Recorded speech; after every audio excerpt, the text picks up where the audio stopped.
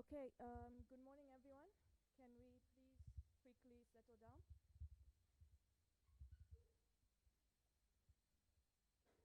Thank you so much.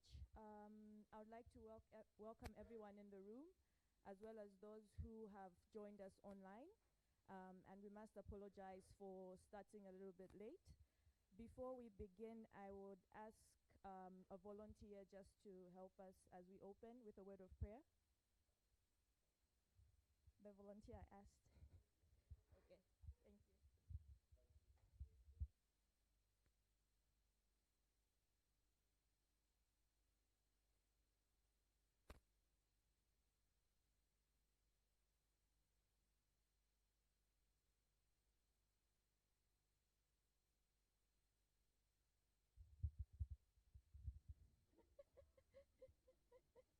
No, there are people joining online that side.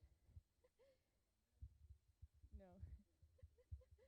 So once again, thank you for joining us and welcome to Transparency International Zambia's launch of our 2021 elections project. I would like to recognize in the room our chapter president, Mr. Sampa Kalungu. I would also like to recognize in the room with us our chapter vice president, Dr. Annie Chewe. I would also like to recognize our chapter executive director, Mr. Maurice Nyambe. And I would also like to recognize at the end our democratic governance lead, Mr. Chimuka Nachibinga. So we just have an idea of who's in the room. I would propose we have a round of introductions from the media, just to get a sense of which media houses are represented. If you don't mind, I can start. Yeah. So this mic is so that the people online can hear us, and there should be one as well for the speakers there. Okay. Okay, my name is Mwatita, and I'm coming from Cloud FM. My name is Charles Zulu from Diamond TV.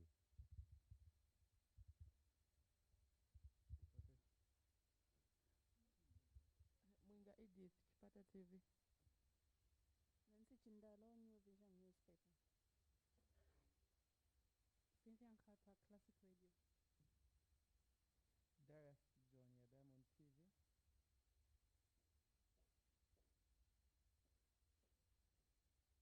Maingaira, Zambia 24. Good morning. Comrade Derek Singera from the Rainbow Newspaper Limited.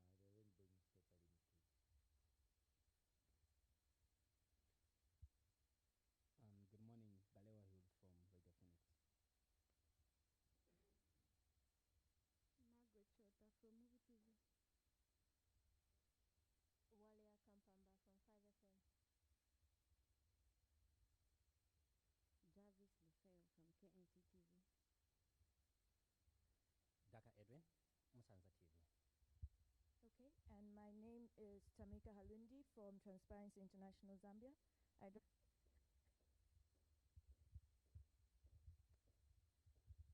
Good morning, I'm Chilandulungu from a member of staff at TIZ. Thank you. And last but not least. Good morning, Bright Izonde from TIZ. Okay, thank you. Now that we have an idea of who's in the room, I will call upon our executive director to give us some welcoming remarks.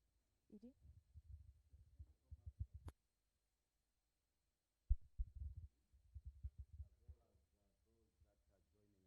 Virtually this morning. I welcome you to Transparency International Zambia premises. It's always a pleasure to engage and interact with you, our colleagues in the media. Today, of course, is a very special day for us because, as you know, we were involved in the 2021 general elections insofar as monitoring of the elections was concerned. And so today we are very happy to be releasing our report of the 2021 general elections, which really is highlighting our experience, or the different experiences that we had in terms of our involvement in the elections. So we are very happy to have you join us this morning, as well as those that are joining virtually. Our hope today is that even as we give you the findings of our report, which you are going to hear of in two parts, The first being a detailed presentation touching on the technical aspects that you will hear from Mr. Nachivinga. And then where you are going to hear a detailed statement from the chapter president highlighting the key issues of the report.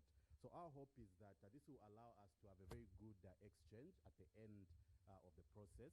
And also going forward, we hope that the findings of our report will contribute to a very good discourse around the 2021 elections and even future elections that Zambia is going to have. So with that, I would like to welcome you all once again and to wish you all a very good engagement with us this morning. Thank you very much.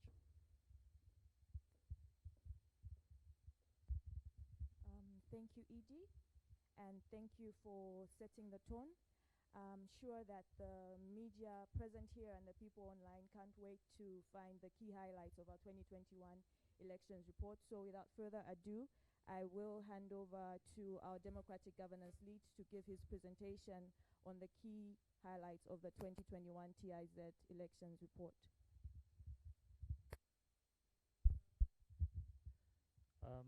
Thank you so much, Tamika, for that.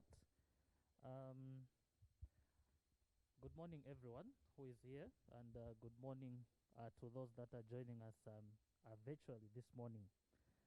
So as it has already been highlighted by the Executive Director, for me, I'll give a report in terms of our overview as far as the elections project is concerned from the technical point of view.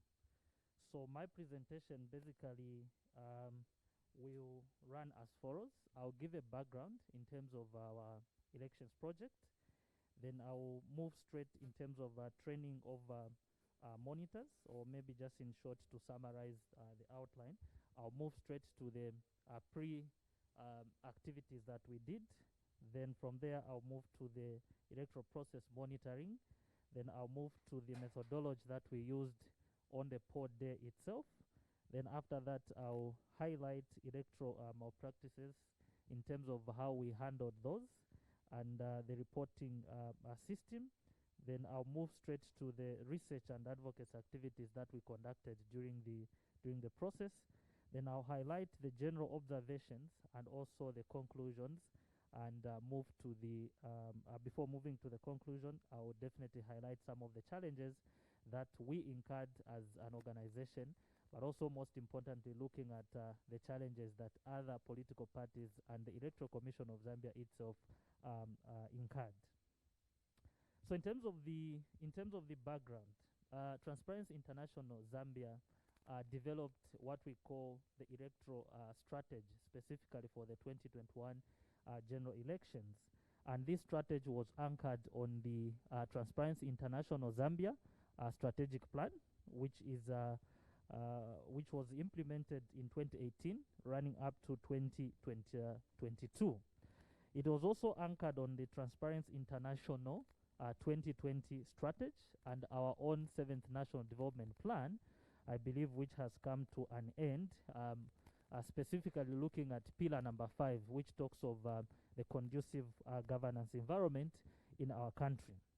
So this strategy had a goal of ensuring that Transparency International Zambia contributes to the promotion of transparency, accountability, and integrity in politics and also in the electoral process in Zambia. And specifically, that does not only mean for 2021 general elections, but the entire electoral process, as we may be aware of. So moving to some of the pre-activities that we did before monitoring itself, we of course developed what we are calling the 2021 electoral training materials for monitors. These materials were updated so that they are aligned to the Electoral Process Act number 35 of 2016, so that we may be able to spread information to our monitors, of course, which is indicated in the Electoral Process Act. So we updated what we call the TIZ and ACC Citizens Guide, We also updated the monitor's guide itself. And through this process, one of the unique things that came out is that Transparency International Zambia developed our own homegrown ICT tool that we actually used to monitor the 2021 general elections. So after developing these materials, we conducted a number of trainings. To start with, we did civic education trainings. That's for the tags, and the tags are transparency action groups, different political parties, churches, the anti-corruption electoral monitors, civil society organizations, and also the media. To be specific, we trained about 98 participants from different political parties, and mostly we were working with 10 political parties. We also trained 90 different stakeholders from civil society organizations, the churches, the anti-corruption electoral monitors, and the media itself. Then moving forward, we recruited what we call the long-term monitors and the short-term monitors.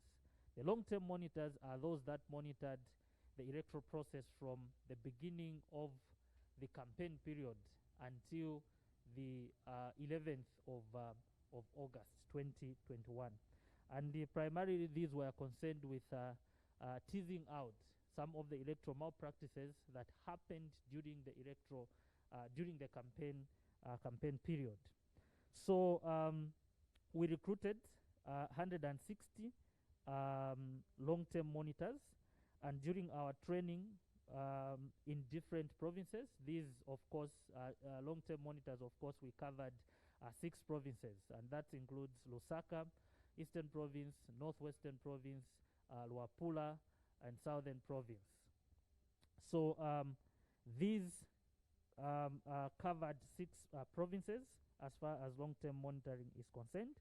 Then we also recruited and trained short-term monitors, 76 of them, of which these were only engaged to monitor on the poll day. So together we have, I'll give the number. Apart from these long-term and short-term, we also had 14 roving monitors. The 14 roving monitors were moving from one polling station to the other on the poll day just to see what is taking place. Then we also had 3 national level monitors, those that were at Mulungushi International Totaling Center. So in total, we had 240 monitors and covering around 149 constituencies. Moving to the electoral process monitoring, of course, we started with intra-party monitoring when they were doing their own respective adoptions. We monitored 10 political parties, including the Patriotic Front, the UPND, DP, NDC, NAREP, MMD, and just to make mention of a few. Then we also did candidate nomination monitoring during the filing in. This was done at different levels. We did at presidential, which was being done at Mulungushi International Conference Center. We also did on the ground parliamentary nomination and local government. So our monitors in different constituencies helped us to do this kind of monitoring, and our findings definitely are indicated in the report. Then from there we did electoral campaign monitoring, which is for the long-term monitoring, just to check out some of the malpractices as indicated in the Electoral Process Act. And this was done at national level. By national level, I mean monitoring presidential campaigns. It was done at provincial level in all the long-term provinces, and it was also done at district and local level. Then moving forward, of course, we did election campaign advocacy, of which we produced 12 statements, which were released at which were released on a weekly basis, highlighting different issues that Transparency International Zambia was not pleased with as far as the electoral process is concerned. We did the PVT, I'll come to that, and also the polling day monitoring. So moving quickly to the polling day monitoring methodology.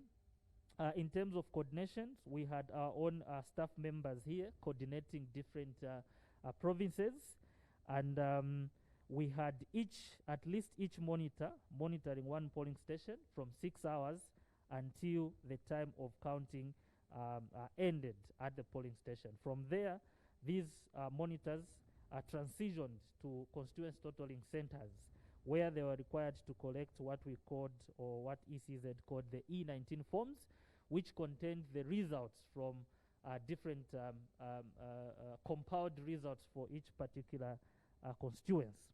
So these results, or this form, was then submitted to TIZ through the ICT system that was developed, specifically, direct to our provincial coordinators and also to the TIZ command center.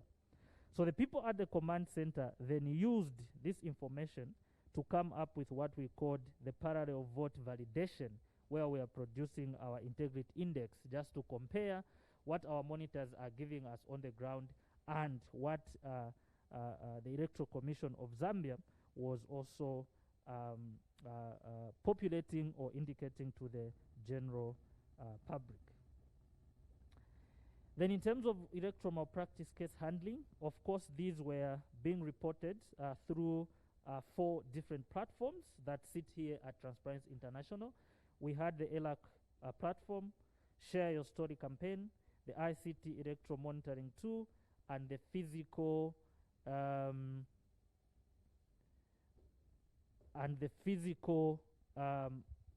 reporting, where different people came through to actually report to our offices.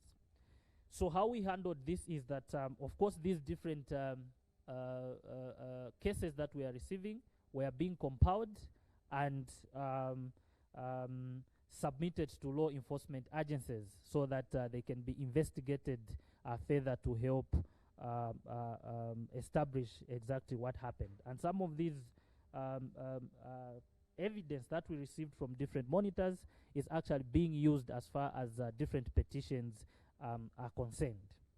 Moving quickly to research and advocacy activities, of course, as part of the 2021 elections project, TIZ did a number of surveys or research, and we collected data from different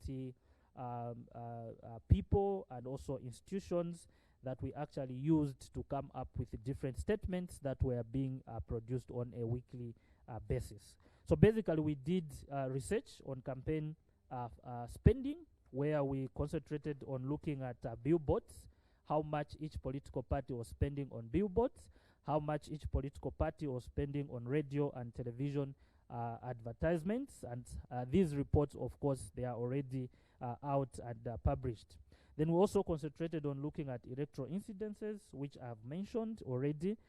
Specifically, we looked at bribery, violence, and also abusive language.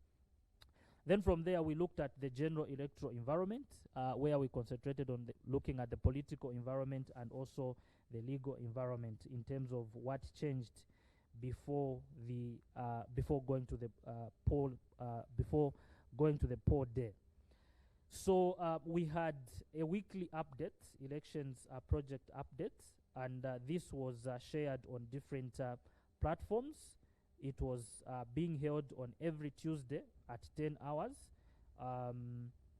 apart from the time when we lost the first president, when we had suspended these updates. But after that, these were resumed, and we were having them on each and every Tuesday of a week. So we looked at developments in the electoral process, what was happening, and also we were sharing elections monitoring report coming from different monitors on the ground. In terms of the strategy, of course, we broadcasted these using different platforms, our own Facebook page, and also using live access to try and increase the coverage. We did data collection, and we did also drafting and recording. So we had media monitoring as well, primary data in terms of how is the media covering, for example, the opposition political parties and so forth and so on. We did statements, like I've already mentioned, and these were actually put on our Facebook page. So some of the key issues in terms of monitoring that came out as far as electoral malpractices are concerned is that we established that during the process itself, the campaign period, there are a lot of electoral violence. I think this can be evidenced from what happened in Amwala, what happened in Pulungu, where even a vehicle was burnt and one death was recorded, what happened here in Lusaka, in Mandevu, and many other places, even on the polling day itself. Then we also discovered that there were some campaign restrictions. Of course, the opposition was not free to campaign as compared to the then ruling party.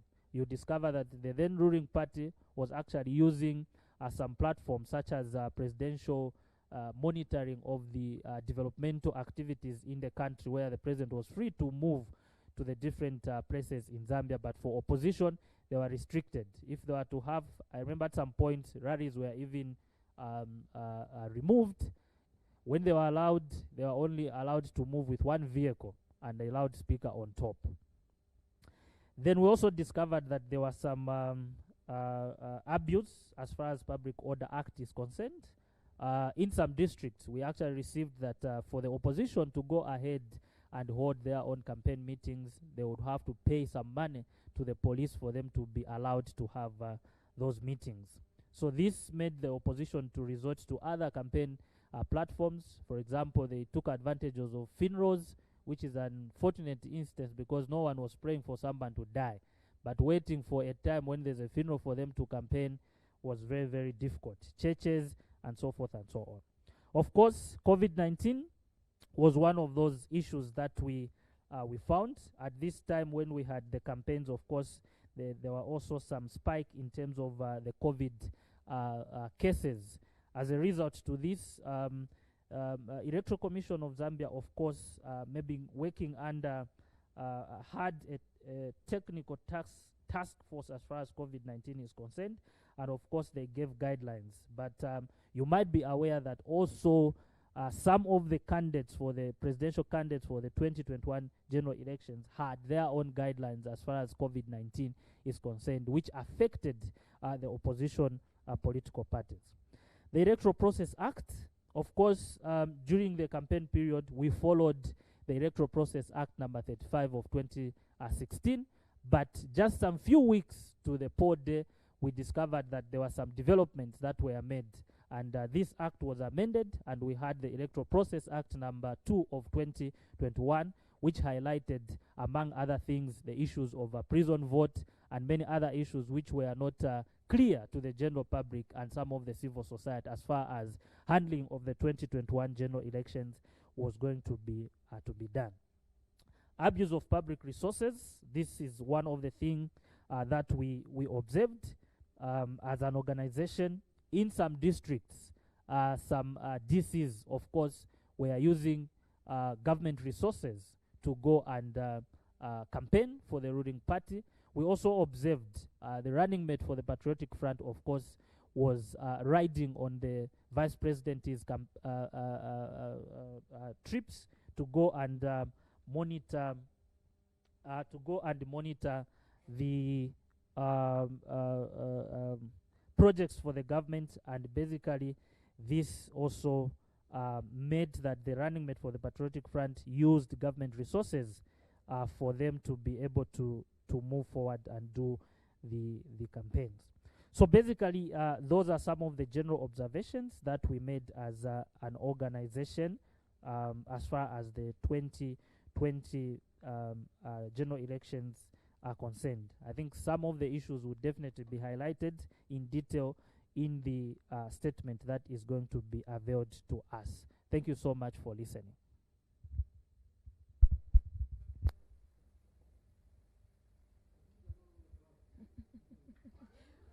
We can give our democratic governance lead a round of applause.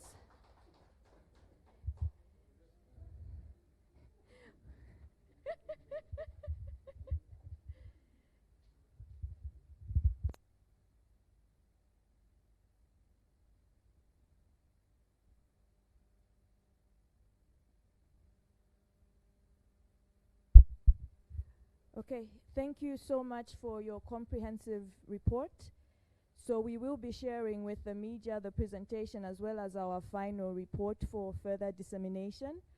For our online audience, please do interact with us, comment and post your questions, be it on Zoom or Facebook, and we'll be able to capture them and relay them to the high table in the room.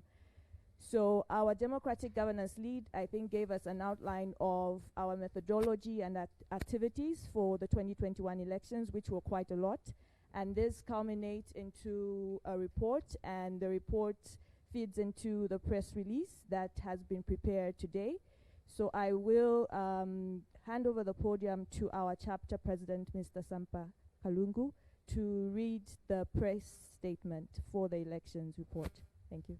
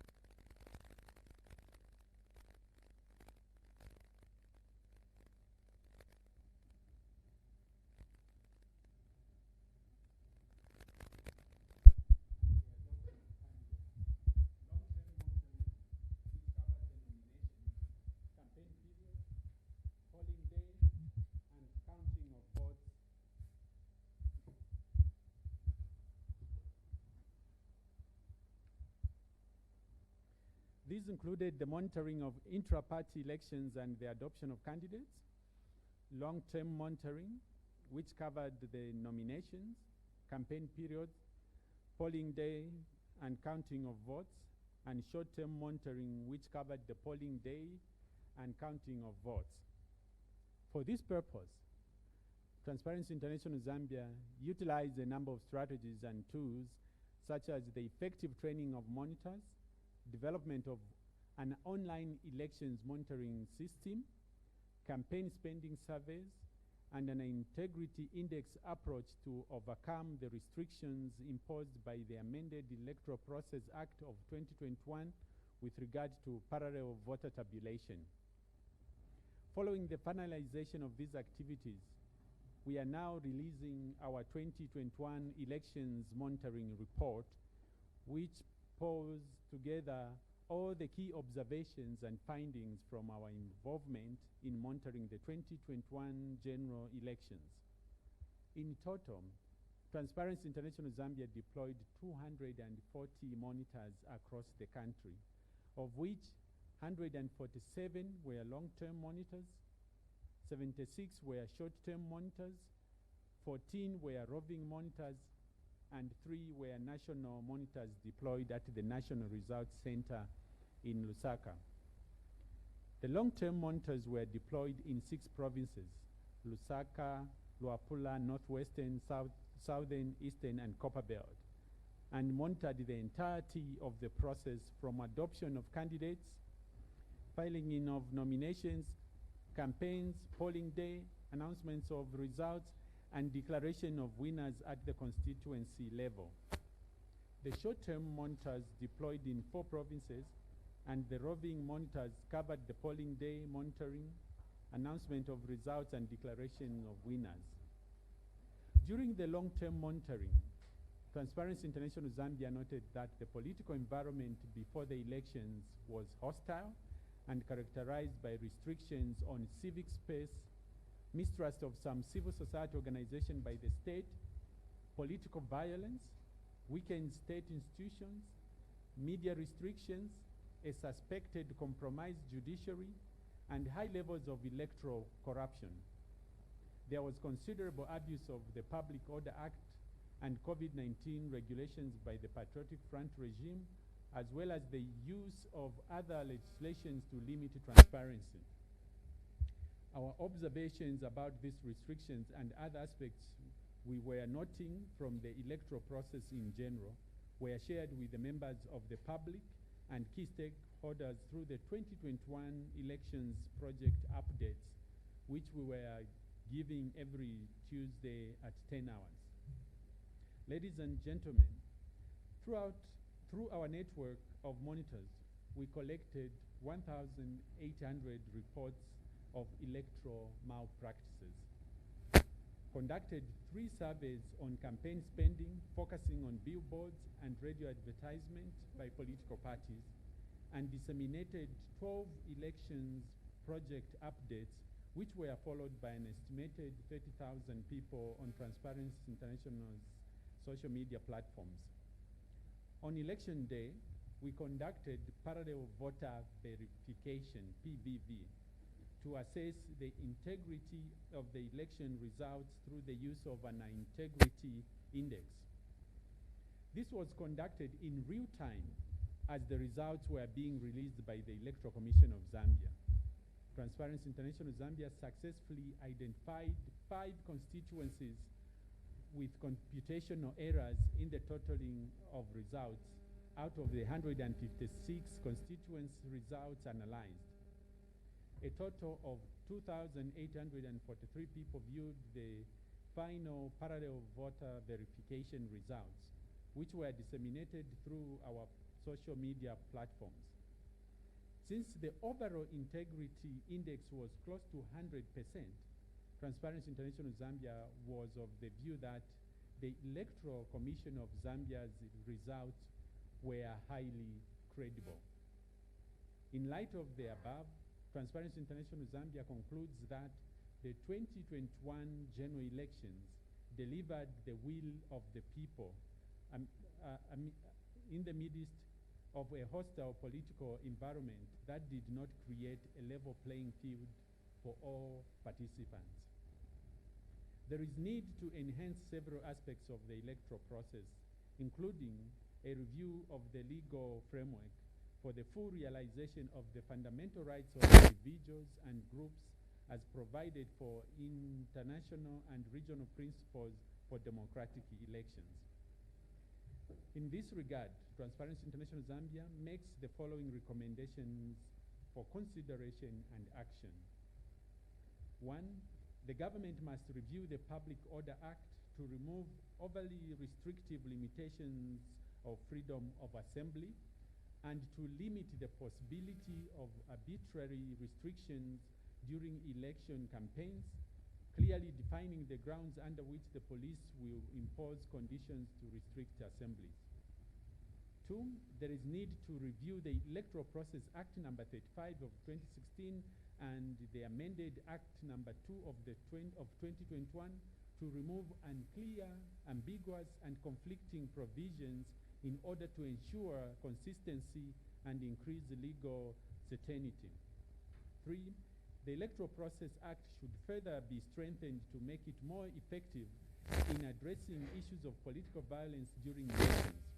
The violence witnessed during the 2021 electoral process was deeply regrettable and placed an indelible stain on the entire process.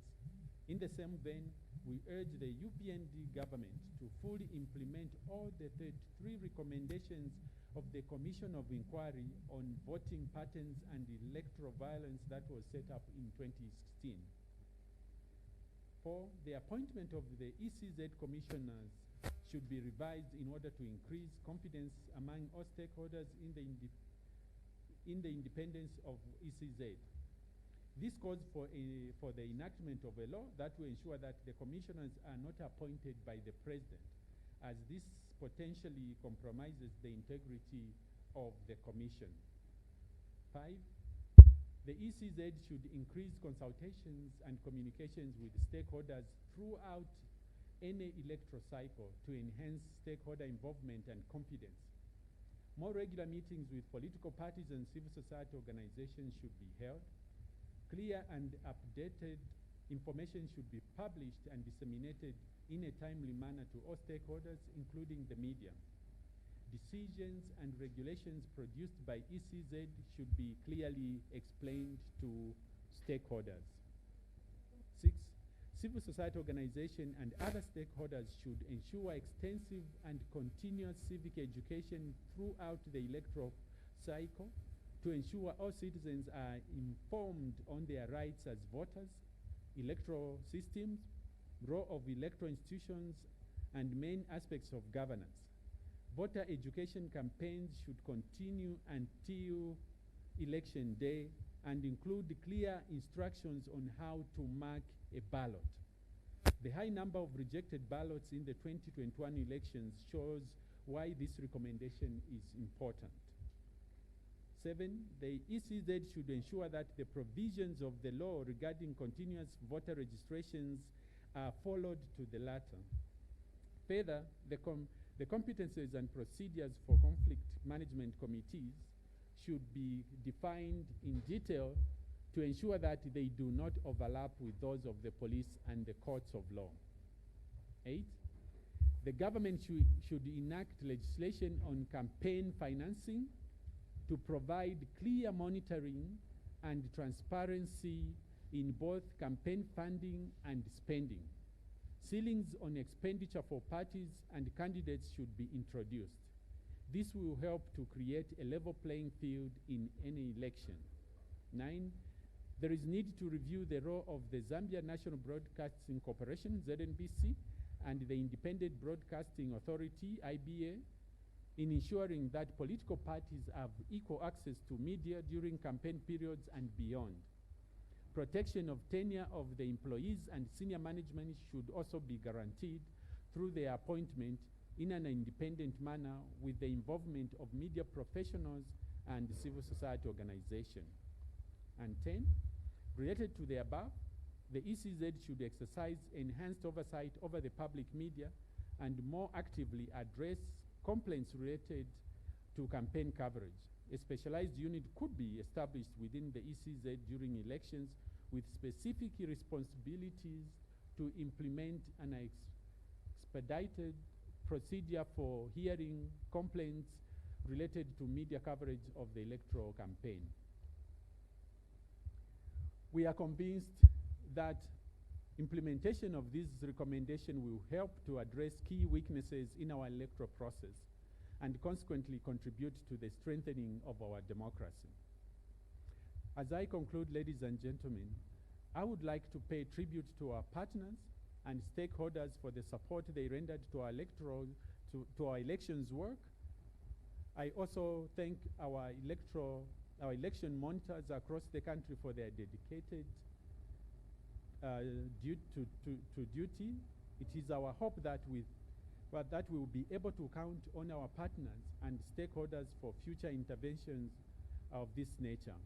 And we look forward to such engagements with them again. Thank you for your attention, and may God bless Zambia.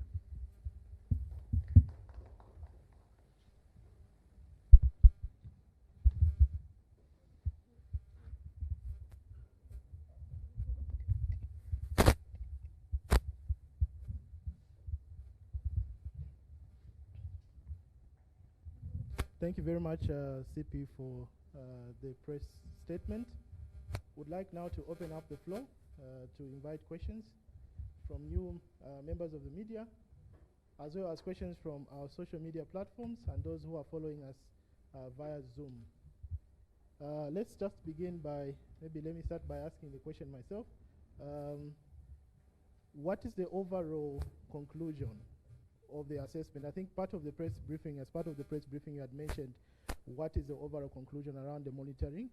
maybe just to go back to that, and we need to know what is the overall conclusion about the 2021 general elections from TIZ's perspective. Then I have a question from Mr. McDonald Chipenzi, who is following us via Zoom. The question is abusive language the same as tribal campaign language? Is abusive language the same as tribal campaign language? So, do we have any questions in here? Do you have anyone with questions? Okay, anyone else? Okay, let's start from here.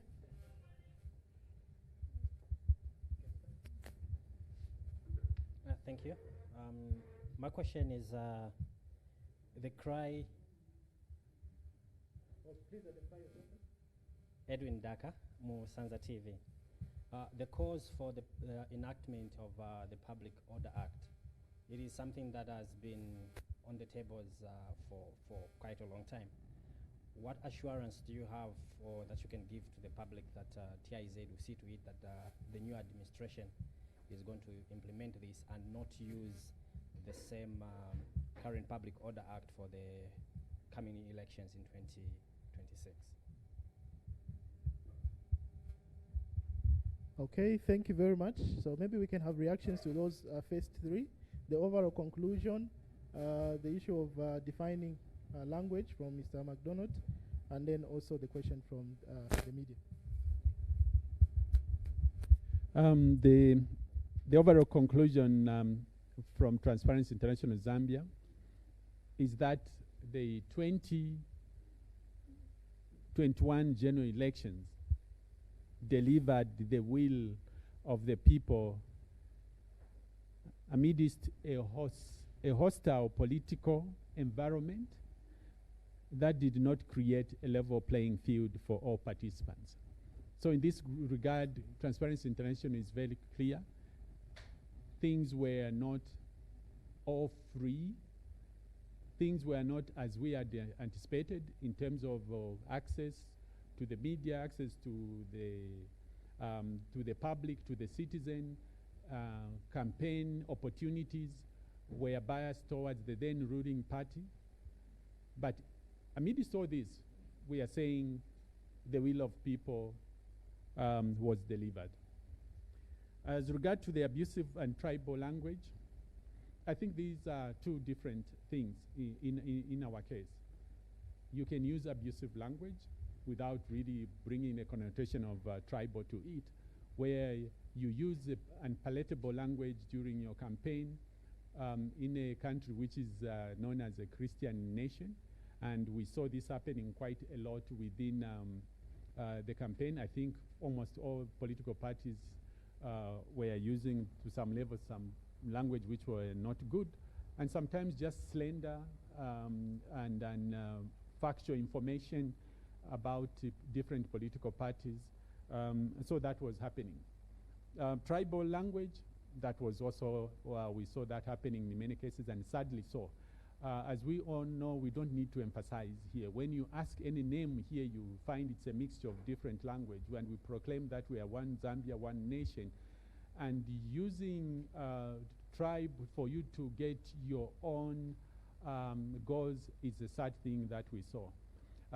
We must say the Electoral Commission of Zambia did try to address a little of this by suspending those that were seen to have been using tribal language. But again, we saw there were other areas that they could have done much more stronger in punishing those people. We want even to get to the stage where we reach to, we see some of the candidates or some even political parties being dropped off, suspended not for months, but completely dropped off from the race. Maybe if we start sending such strong languages, we will stop using inflammable innuendos such as tribe and other things that can disturb our peace. So indeed, we find that these were both present, but they are quite different, and they're differently used, and sometimes for the selfish purposes of politicians, some politicians. Maybe before the issue also Public Order Act, Edwin asked about what assurance do we have. Indeed, Edwin, We have seen time and time political parties come into power. They promise a number of things that they are going to do. They are going to change legislation as demanded by most people in Zambia. But then we find that after the term of office, the status quo remains the same. The assurance we can have here is to go by what the president of UPND has told us. He says he's the man of his own word. He's coming with a different level of integrity, and he keeps repeating that we must watch what he says and what he has said, and that he is going to fulfill this. We are happy he said what was bad in PF is still bad in UPND. And banking on his integrity, banking on his word, that's the only thing we can hold on to. That the president has promised us, and he says he will judge him by his word that he has said. At the moment, we can say, let's give him space, let's give him time, let's trust him. Beyond a period given to him, then we can judge him. So what assurance we have? We have only the word of President Hakainde Hichilema to say the Public Order Act shall be changed so that it suits the will of all Zambian people.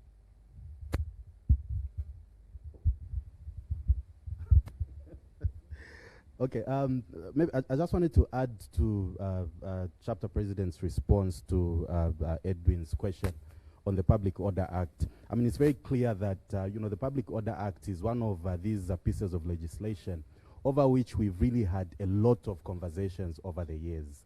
I mean, another one that I could probably add is the whole, issue of access to information legislation. So, Edwin, to answer your question, us as TIZ, of course, you know that it is not for us really to give an assurance that this law is going to be amended, because we, like many other citizens, we can only hold on to the promises that have been given, as Chapter President was mentioning. But I think the commitment that we can give, to the public is that we are going to continue with our advocacy. For a review of this as well as other pieces of legislation over which we as civil society, have really raised a lot of concern over the years. So our commitment to, advocating for these reviews remains resolute, and I think that is the one assurance that we can give you, that we are going to continue with that crusade until we see the results that we have been advocating for. Of course, we are happy that, the new government has indicated an intention to be able to do this, and believe you me, we are going to hold them accountable for that. Thank you very much. Okay, it's just not really to belabor the point, the issue of abusive language and tribal campaign. This, of course, they are different, and for us as TIZ, we don't find it fashionable that people should be insulting abusive language. It's not fashionable, and as a country, really, we shouldn't even be embracing such things. Unfortunately, in the campaigns, the whole electoral process in the 2021 general elections, this was so visibly present. Very, very unfortunate, even from people that would think would say about this confusion, but they were still doing that kind of thing. And we don't take pride in such things. And of course, in our advocacy, this is something that we talk against. And tribal campaigns, I mean, you cannot be your own tribe and exist on your own in this day and age. We have to interact, and we expect that they will be led in that fashion of a one Zambia, one nation. With regard to the Public Order Acts, of course, complaints have been there, and unfortunately, what we see is that when people take up office, they change. Maybe they realize the reality of the situation. We don't know. But as like Edie has said, we are going to continue with our campaign. That is the assurance that we can give. We can't say they are going to do it. We have limitations in what we do, and we are going to continue with the campaign to ensure that this is done together with other laws. Of course, we know that there are also problems with the Constitution. We are waiting the information legislation. There are problems with the penal code sometimes, and different laws, and we are a stakeholder. We are invited to make comments when this comes to be. But before that, we are going to continue with the campaign. Thank you.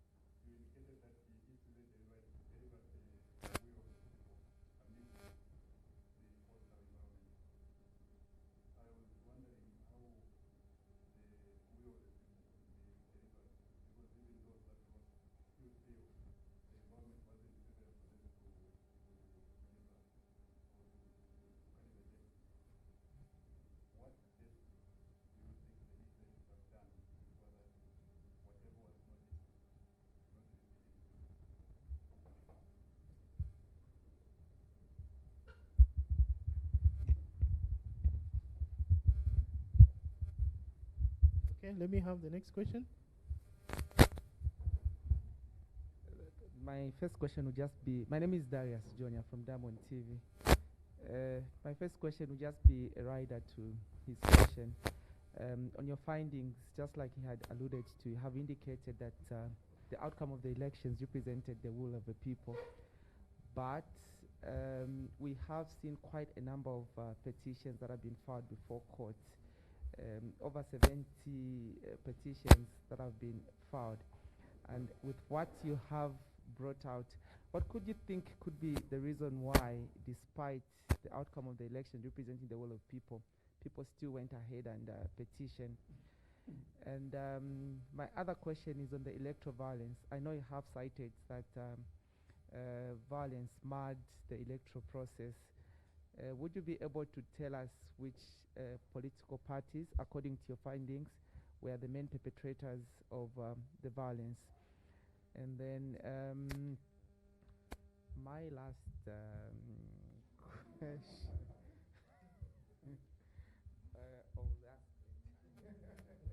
Okay, thank you very much. Let me take my last question. Good morning. I'm Boston from QTV QFM. You indicated, Sam, that during the election campaigns, there were government officials that abused public resources. So I just wanted to get your position. Do you think it's the right time to lift the immunity of government officials that they can be investigated? Okay, thank you very much.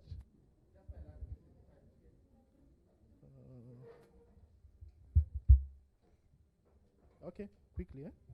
Yes. Lastly, before I forget, you talked about a compromised judiciary during the election process.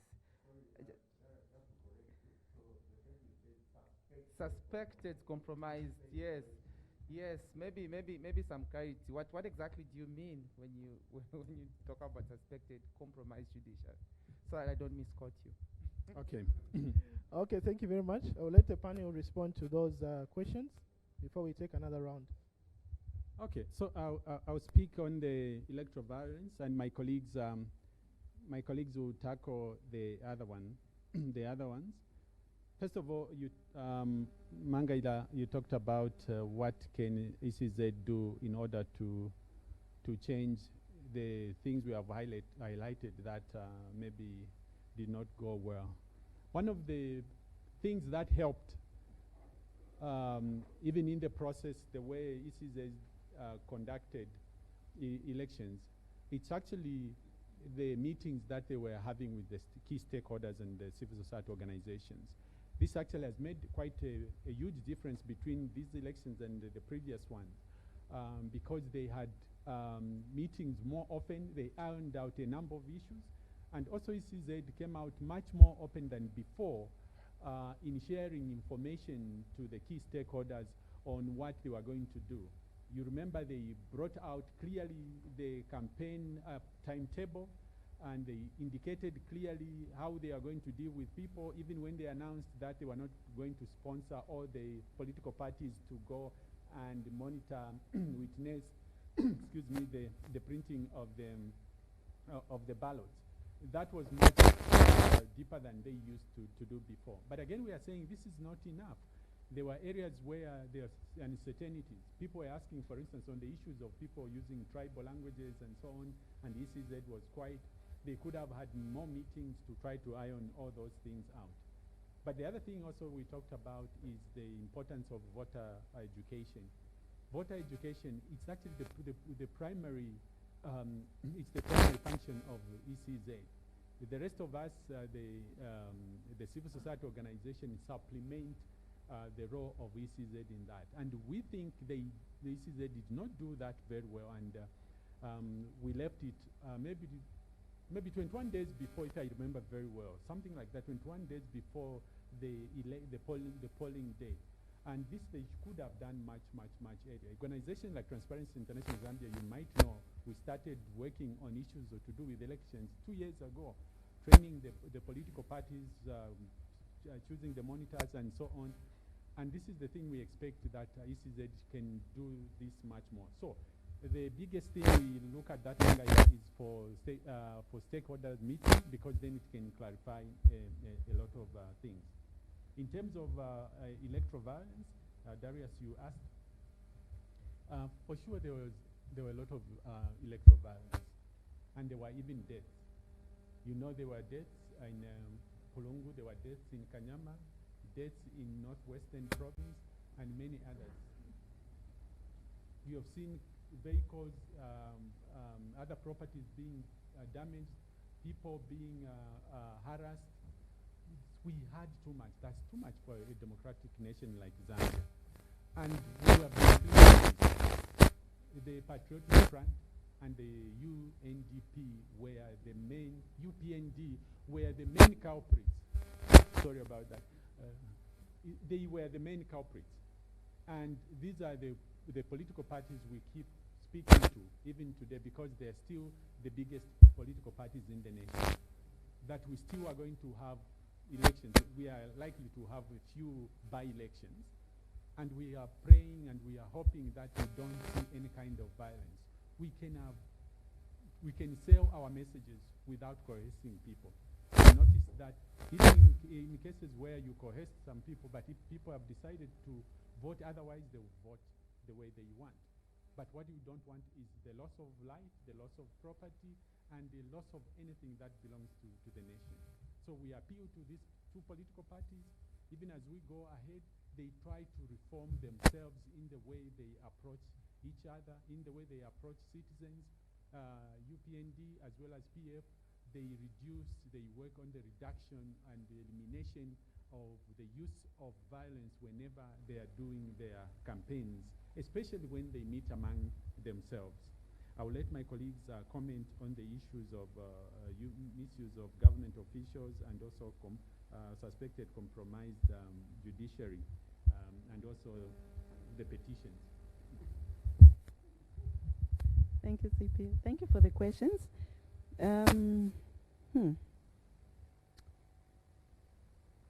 Petitions.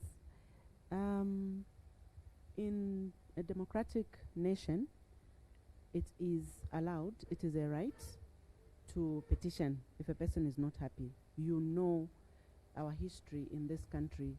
Rarely do people accept election results. Rarely. And to accept and say, yes, this is done, it is very, very rare. So people are allowed. And what we noticed with these elections, we saw it in 1991 when President Chiluba came to office. And by the way, he was a majority president with 125 seats in the National Assembly. Then we saw it again in 2011 when President Sata became the 5th president. We've seen it again, a revolution, okay, where people have decided they want to change and they move in a certain direction, and that is what we have seen. But within there still, we see that there are some pockets of people that are not happy. Again, we saw a number of petitions in 2011, unprecedented number of petitions in 2011. It's the same thing that we are seeing. So that really means that people are exercising their right. We don't know how the petitions will go. Maybe they have evidence, maybe they don't have evidence, but it is their right to petition the elections, the results of a particular candidate. Let me just quickly talk about the credible elections that we said the ECZ delivered. From our perception and using our PVV, we saw that we cannot impute blame onto the ECZ, and they worked tirelessly in delivering the result as we saw it. And comparing with the other two that I'm talking about, we saw a revolution, and the ECZ we did not perceive the ECZ as having underhand methods. So from that perspective, we saw that the ECZ delivered a credible election. In terms of, someone asked about immunity. It's only the president who has immunity as given by the Constitution.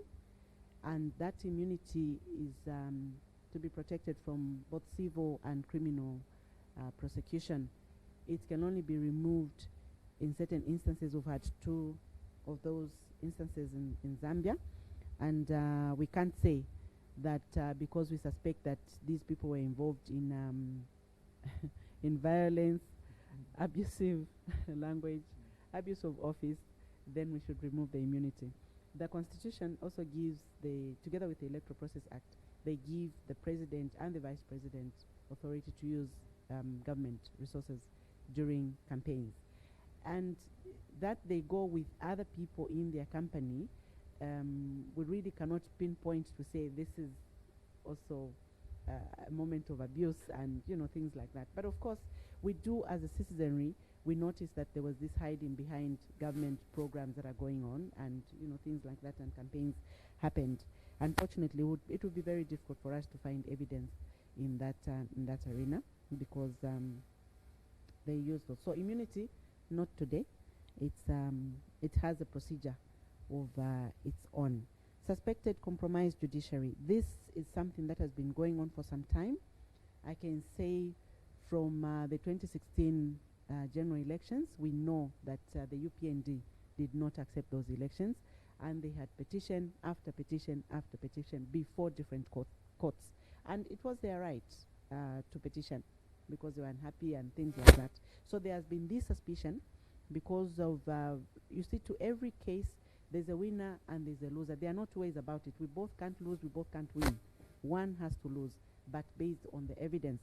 And so people, those who are not happy, they come up with all these petitions and suspicions. We've seen comments about the judiciary in the papers and all this suspicion that is going on.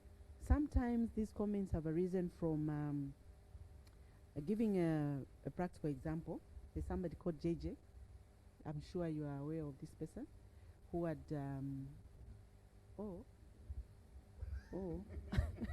okay, so this person had been involved in some fracas with the police and whatever, and after the case he was given some fine that many people thought was ridiculous, because it doesn't make, there's certain levels, even lay people outside the judiciary system, when there's a case, there's a certain level of punishment you're expecting.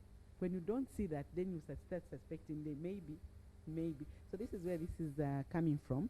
And we are not confirming that there is a compromise in the judiciary. We are saying suspected because we are dealing with different resources and gathering information from different sources. And we cannot say we are confirming this, but it is suspected. Thank you. Thank you very much. Maybe just to add on 2 issues. The first is the very first question about the ECZ and maybe what they should do going forward. I think that we are very clear in terms of the recommendations that we have made. So some of our recommendations address the ECZ directly. And of course, you know that there are several other organizations that were involved in these elections. And all those organizations will give their own recommendations based on their experiences. So our hope is that the ECZ will look at all these recommendations that are coming through from the different players that were involved in the elections, and then they'll see which ones they can actually implement, because ultimately all we want is that we want to see improvements even in terms of how we manage our elections. Then lastly, I just wanted to touch also on the issue of the main perpetrators of the violence, which chapter president has already alluded to. I just wanted to mention that our view that the PF and the UPNG were the main instigators is not just something that we plucked from the air. We actually did a study on electoral incidences in relation to violence and many other electoral practices, and that study actually showed that it was the PF and the UPNG that were the main culprits. So I needed you to know that this was actually evidence-based. It's not just something that we mentioned from without. Thank you.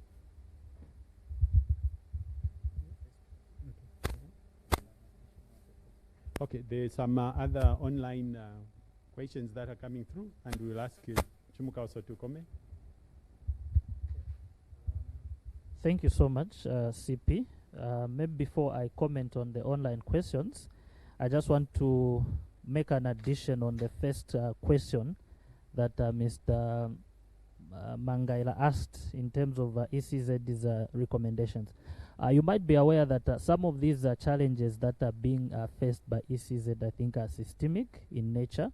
And in terms of long-term recommendations, I think maybe we also need to look at the legal framework in terms of ECZ's autonomous operations, because I think when you look at what has been happening in the past, we see that there's been a lot of political influence, because people say that you cannot bite the finger that feeds you. So if we disconnect that, I think we can be on a good side as far as making this institution to operate with its independence that it actually requires. So for now, I think we need to look at the law itself in terms of people that are at the helm as far as ECZ is concerned. Where is the appointing authority? So we need to also look at that.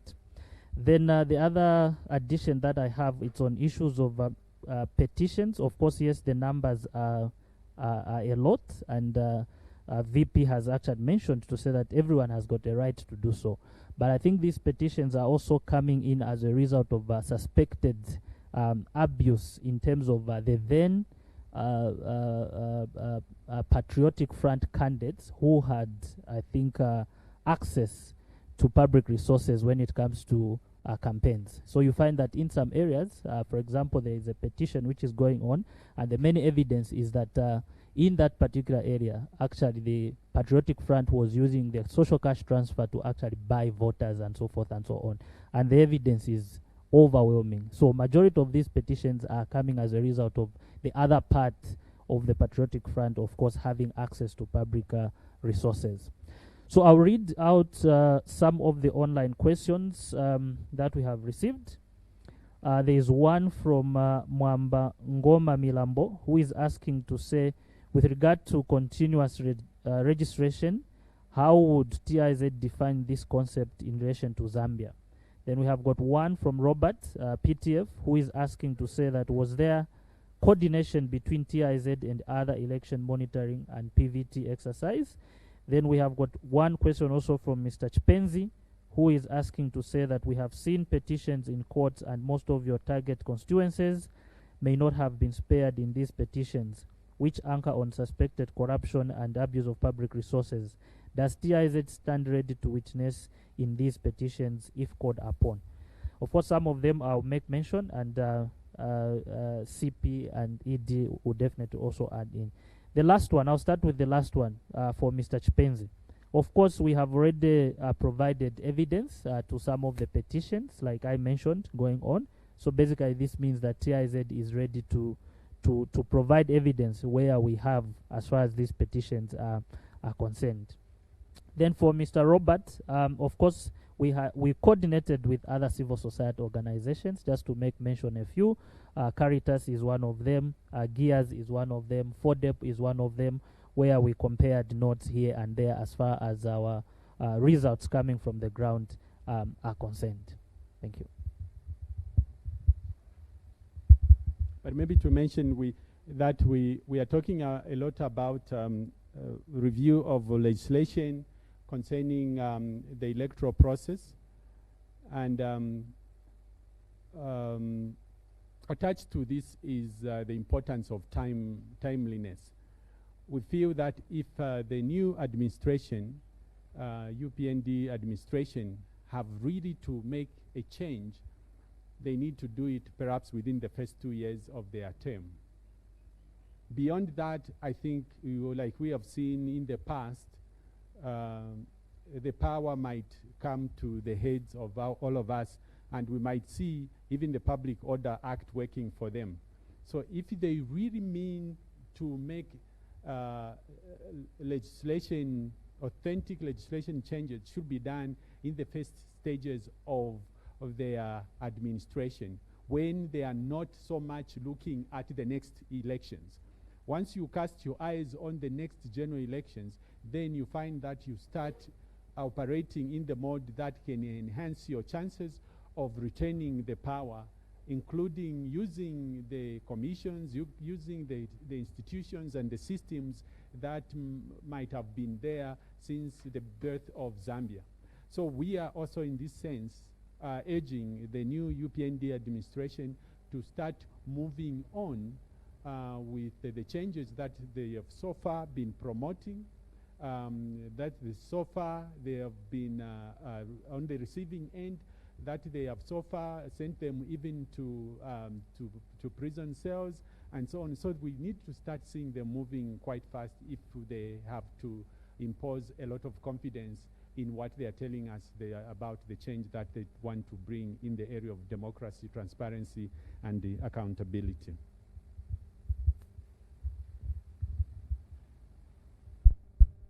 Okay, we are just about, we have already run out of time actually, so we'd like to conclude the meeting. I don't know if there are any other pressing questions that have remained. You can send us a press query which we can respond to. You can just leave it behind if you have other questions that you need to ask. I would like to call upon Vice Chair to give her closing remarks around our report today. Thank you very much. My closing remarks will mainly be moment to thank various people. So in the first place, I would like to thank you, the media, for taking time off your busy schedules and to attend to this. And particularly, I would like to thank you for your interest in the fight against corruption in our country. And to that, I would want to urge you to report factually. Please report facts so that we are all educated. We talked about the continuous voter registration that we are urging the ECZ to ensure that it is going on. It is you, the media, to highlight to the public whether that is happening or it is not happening, so that at least we are together in everything that is happening. We don't want a situation where at the end of the 5 years we're given 30 days to do registration and it's cumbersome and all that. So if you, the media, play your role, then we'll all be informed. I'd also like to thank TIZ Secretariat, led by Mr. Nyambe, the ED, for this job on the elections project. It was a big job and a very tricky one to do, especially that we're monitoring the entire process and you know, dealing with sometimes power. It becomes a bit of a challenge, but it was successfully done with their commitment. I'd also want to thank CP for steering our ship and for ensuring that this is successfully achieved. Also, I want to thank the Elections Committee for their work and for ensuring that this project was successfully done. Our monitors worked around the clock to ensure that they gathered the right information for us to be able to conclude that ECZ has delivered a credible election. Without them, it was going to be very difficult to do that. Of course, we thank our cooperating partners for the money they provided us and the like-minded organizations. I would want to to impress upon you to report these issues to do with elections in a balanced manner, so that we do not ignite a fire. Sometimes things start from the newspapers, from social media, and so on. We have lies that go around, we have truths that go around. Sometimes they are doctored here and there, and it is you, the media, who can help us achieve what we have to achieve. In the fight against corruption, for us, we are still on that platform, and we want to work with you to ensure that this fight is won and that we are seeing the benefits of our efforts at the end of the day. So it is your call to report and to ensure that the general public is informed about the work that we are doing together with you, and we hope that we continue to work with you. I'm quite impressed with the large turnout and stations that I've never even heard of in this country. I've heard about them today. So it is quite impressive that you are willing to work with us. And so we want to thank you most sincerely and urge you to continuously work with us and ensure that our work is done in a professional manner. So with that, I want to wish you all a blessed day and a blessed weekend ahead, and may God bless all of us. Thank you.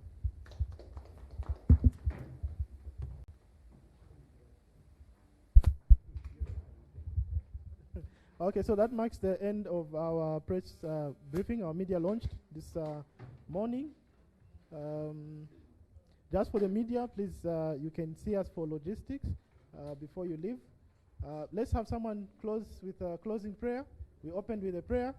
Any volunteer to close for us? Any volunteer?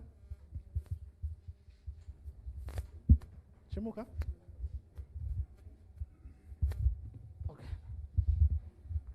Let us pray. We are praying. Our kind and loving Father who dwells in the Most High, we would like to thank you for the gift of life that has brought us this far.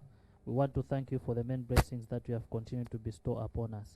Heavenly Father, we ask for your Holy Spirit to come upon us as we are going to disperse to our various places. It is in Jesus' name we pray. Amen.